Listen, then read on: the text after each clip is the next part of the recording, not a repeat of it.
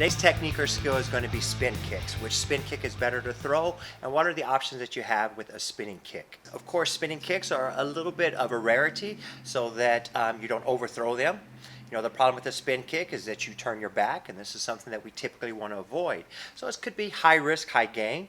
Another good opportunity is that you can gain power with the rotation, the speed, and the setup. Spin kicks can be thrown in a variety of ways, and really kind of depends on the opportunity. What is given to you? When do you throw it this way? When do you throw it that way? When do you not throw it at all? So I like the spin kick. There's just some different options. I think the education behind on which kick are you throwing? Are you just spinning and kicking? Or are you able to differentiate a back kick from a side, from a hook, from a crescent, or whatever it may be? And then of course there's the jump and spins with the spin kicks. If I'm looking for more of a pure back kick, then I like to have almost an hourglass shape where my knees are more in, my hips are turned, slide the heel up, toe back. Back kick by itself is effective in a self-defense situation. Maybe I'm being chased or pushed or get turned, where now it's the closest weapon to the closest target to just drive a back kick.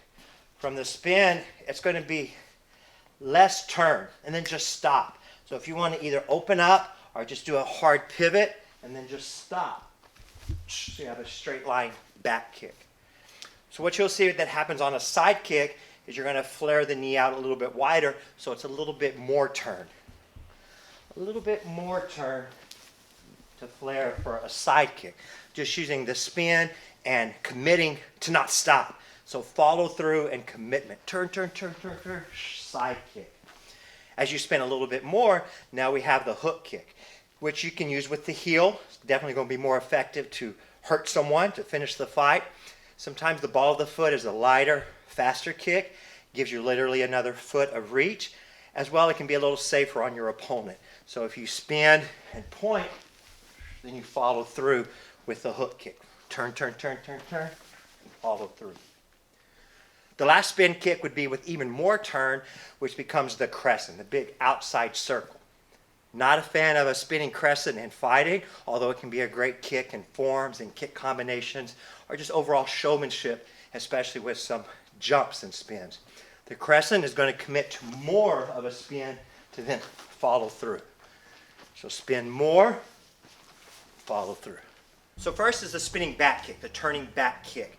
All I need to do is make the spin as minimal as possible to get from point A to point B and find the time to stop as I kind of hourglass in, heel up, toe down, and then just drive straight through. This spinning back kick against another good fighter is actually more likely to land because no one's really going to put their elbows together, and I only need the width of the heel with the toes down to slide right between the middle. So I'm aiming to split the sternum as I open and have the toe down and heel up, then you drive right through.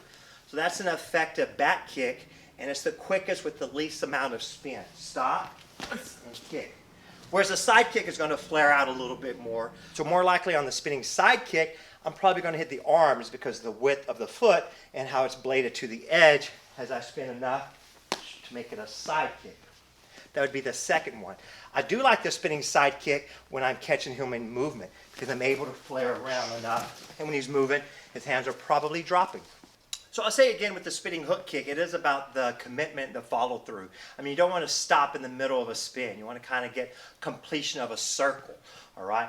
If I can see where I'm going to kick before and maybe set it up with a good jab, or even better than a jab is a double jab. Double jabs are going to set up about anything that you want to throw from a spin. Spinning hook kick will start from A, turn and commit. Stay compressed in the ground, spin, and just follow through. The kick, again, that I probably would not recommend to use in combat is the crescent. And this is where you commit so much to spinning that you follow through this one.